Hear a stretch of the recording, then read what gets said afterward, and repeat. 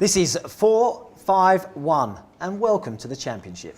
That's right. If you're wondering, Ian Wright has not grown hair. That is, of course, Charlton Athletic and Ipswich Town legend Matt Holland, who joins us in the 4-5-1 studio. Coming up, we've got Powell versus McCarthy. We have Forest versus Leicester, and Peterborough versus just about everybody. Yeah. So a lot to talk about. First, we're going to talk about Hull and Watford. They are gunning for that last automatic promotion spot. Hull are a point in front of Watford. They play Cardiff at home, and Watford play Leeds at home. Watford have to better Hull's result. Can't wait. Can't wait. It's massive. Brings back memories. I mean, I've been in this position. I've been in Watford's position actually, where we were behind Man City. I think was second in the league. Yeah, for Ipswich, quite a few years ago now. But we were in Watford's position, and at one stage I think we were 2-0 up, and Man City were losing 1-0. And so the vibes around the stadium were like, we're going up here, we're going up. And then after about an hour, it went all quiet. We're thinking, well, that's not good. All of a sudden, we're not going up, and it did. It went quiet. We were winning 2-0, 3-0, and our job was done. But then Man City ended up winning 3-1, 4-1, I think, something like that. So it meant that we were in the playoffs. So I know exactly what it's like to be in this position. I'd rather be in Hull's shoes because they've got that extra point, they've got the gap already. But they're not scoring at the moment.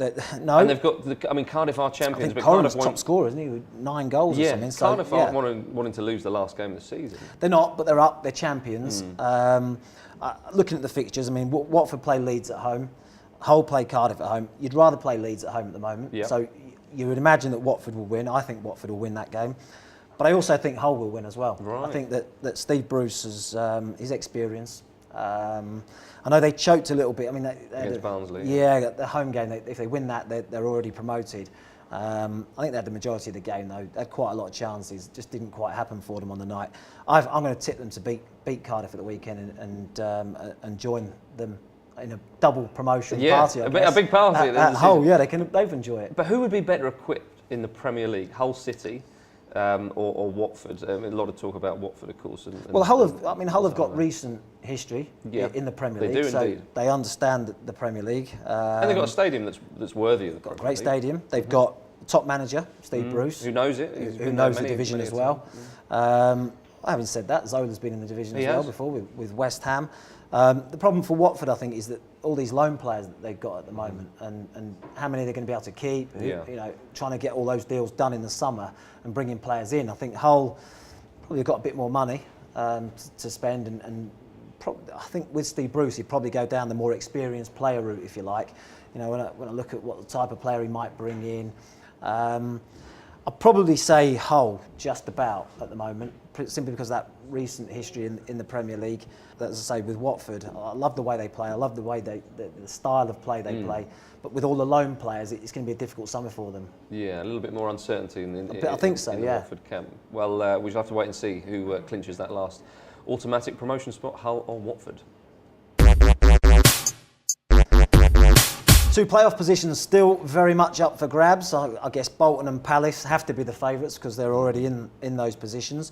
But I reckon the game of the day is Forest versus Leicester. Local derby, plenty to play for, and a chance to sneak into the playoffs as well. Which teams are going to make the playoffs? Yeah, absolutely. The Championship always throws up that kind of fixture at the end of the season. And Forest v Leicester, I fancy Forest to do it. They need to, I think, better Bolton's result. Bolton have got a tricky Lancashire derby against Blackpool, so it's not a foregone conclusion. I fancy Forest to beat Leicester. I don't know why. That's just the gut feeling. I mean, Leicester. Well, as we've got a stat here, they've only won 2 games in 17. Leicester, so maybe that's got something to do with it. I would say so. I think recent form suggests that Forest probably are the favourites. Indeed. I think the question is if a team's going to slip up above them, isn't it? That's right. It's all about are Bolton or Palace going to slip up? I think Bolton will beat Blackpool. Yeah. Palace are the team that I think might just slip up, and it gives the opportunity then for Forest or Leicester to get themselves into that playoff position. I agree with you. I think Forest are the more likely of the two. I think since Billy Davies has come back, they're re-energised. It's been a real strange season at Forest. I mean, mad sacking Sean O'Driscoll when they did. They'd just beaten, I can't remember who they beat. They won 4-1 though. And Sean O'Driscoll's someone I know really well, loves to play football. Really surprised they got rid of him, if I'm honest. Didn't work out with Alex McLeish. and now Billy Davies back in charge. 2 old managers actually, isn't it? Yeah, well, Pearson at Leicester. And at Forest, and Pearson at Leicester. Well, Leicester have got a bit of a recent tradition of getting through managers as well. If they don't go up, do they get into the playoffs? Do they get rid of Pearson? I mean, it's just never ending, really. Possibly, yeah, they possibly would again. My gut feeling is that Forest will beat Leicester, and my gut feeling is that they, with that result, will sneak into the playoffs, because I think that Palace might slip up. Right, okay. Well, our guts are in agreement then, Matt. Oh, you agree? I agree. I think Forest might. We can't agree on too much. Yeah, well, we'll make sure we disagree for the next one. Exactly. There we are. We think Forest are going to make the playoffs. It's Twitter time. We asked you what you would change, if you could change one thing at your club for next season. Matt, what have we got? We've got quite a few actually. Mark Norman 3, he says, I'd like to change our reputation amongst other fans and the press. I'm getting bored, tired of it. Yeah, he's Millwall fan. Millwall fan. Yeah. I can imagine. For the majority of Millwall fans, it is very, very tiresome and annoying, to say the least. Unfortunately, there's 1 or 2 that spoil it for them. 99% well behaved. Yeah. Unfortunately, 1 or 2 do spoil it for them. Yeah, well, I think we'd all like to see that changed. At Mark the Taxi says, have Jordan Rhodes up front, and he's a Charlton fan. Yeah, I can see that. Yeah, I'm sure he would I like can to see that. Yeah, has he got 10 million to spend on him? Because he cost Blackburn 8 and he scored 30 goals this season. Yeah. So they're probably going to want their money back at least. Crazy to think that kind of money. I don't think Charlton will pay that. Yeah. Rich Pacey 2 says, I'd like to change the away end in the Forest ground. It's the loudest part of the ground. That's the bit with the bit We're at home, yeah. and our voice is the one that should be heard, not out-voiced. Yeah, our producer Kaj says that is where the roof is on the stadium. There's a nice little echo goes around there. So maybe they should put the away fans in somewhere else. Yeah, that's the put them in the top corner away somewhere, so you can't see them. Exactly. Yeah, a bit like they do at Newcastle. It shouldn't be too much of a problem, that. And at Sam White 84 said the Oystons at Blackpool. We get that quite every a common week. theme. Yeah, get that every week. Yeah. Well, it is great to hear from you, and we'd love to hear more. Comment below, or you can get in touch on Twitter at @ball_street. In the Championship, there are 7 teams that could still be relegated. Never a dull moment down there. Peterborough are making a late cry for survival, and they've had a brilliant run of form of late. Yeah. Can they do it, Matt? Can they do it? Yeah, I think they can do it. Lost 1 in the last 12 games. They lost the first 7 games this season in the Championship. It's incredible that they're still in with a great chance, and they're outside the relegation zone, and it's all in their own hands as well. So they go into the last game knowing if they win, they stay in the division. Great achievement on what is the lowest probably budget in that division. Interesting structure that they've got at the club as well, because Barry Fry leaves Ferguson to just get on and manage the team. He deals with the players' contracts and all that kind of stuff. Do you think that model's helped them? Maybe. I mean, Barry Fry obviously has been there a long time, understands the club very well. I've been really impressed with Darren Ferguson this season. I've got to say, he's stayed calm. He's taken help when he's needed it as well, because I know defensively they've struggled this season, particularly in the early part of the year. I thought you were going to say a bit of advice from his old man or something. Well, he actually banned his old man from the last game, didn't he? Did he? Yeah, because he's a jinx, apparently. Oh, okay. So every time he's come, they've got beat. So he banned him from the last game against Sheffield Wednesday.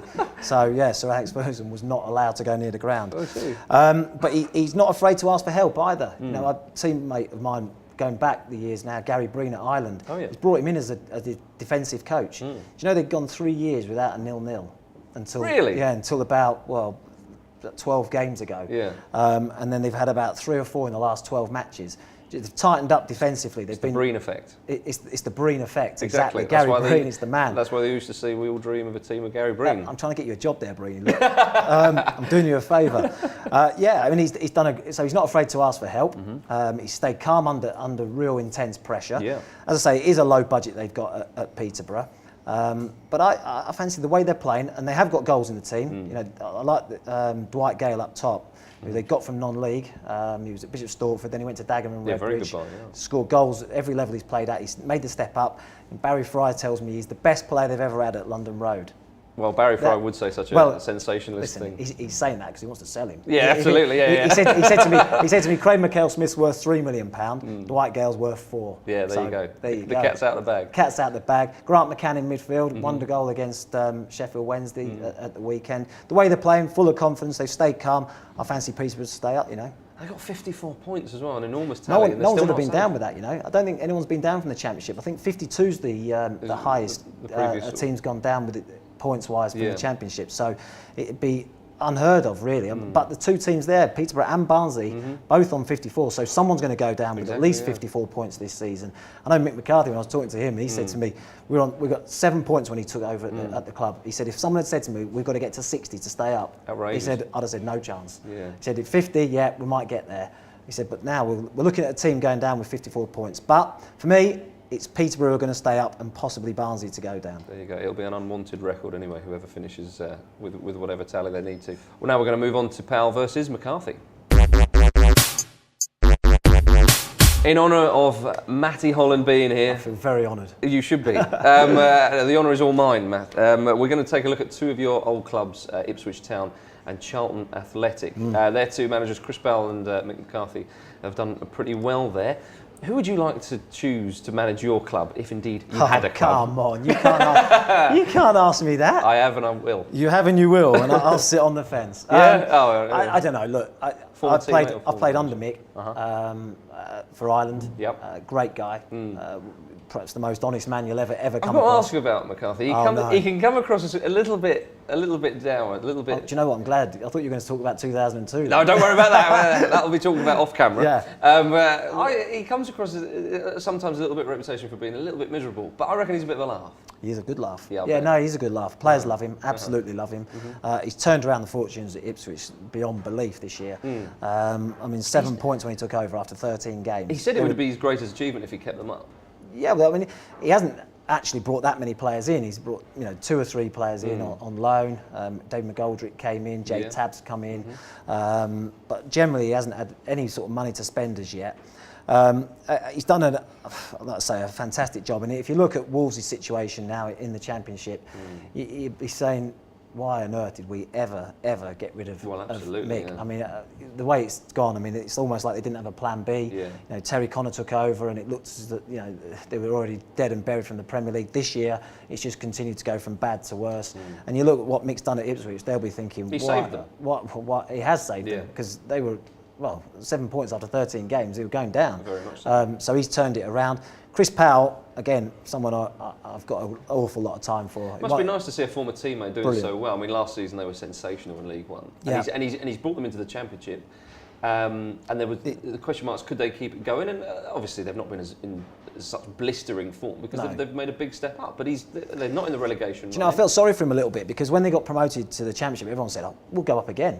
Is that right? Yeah. Well, simply because of the last couple of years we've seen teams do that. Norwich have done it, and Southampton have done it, and so everyone sort of naturally assumed that just because you come up from League One, you're going to come into the Championship and you're going to go straight back up into the Premier League as well. So I think there was a bit of pressure on him. Home form hasn't been too good either, and I think there was a stage this season where he was under real pressure, and there was a chance that if he got beat on a Saturday, he might well have been sacked, which seems mad, really, what he's achieved at the football club, getting them back promoted. Last season, the turnaround in personnel, I think he got rid of about 16, 17 players and brought the same number in and got the team playing and got them promoted. And this year, to keep them in the division and look at perhaps the playoffs next season, I think is a fantastic effort. Look, I mean, Mick McCarthy's got more experience. He's been around the block, he's done it, he's been there, he's seen it. And for me, if you're asking me to pick, I'm probably just going to edge towards Mick because of that experience and because I've played under him. Powell, I played with him, absolutely loved him, and I'm delighted to see him doing so well at Charlton. And long may that continue.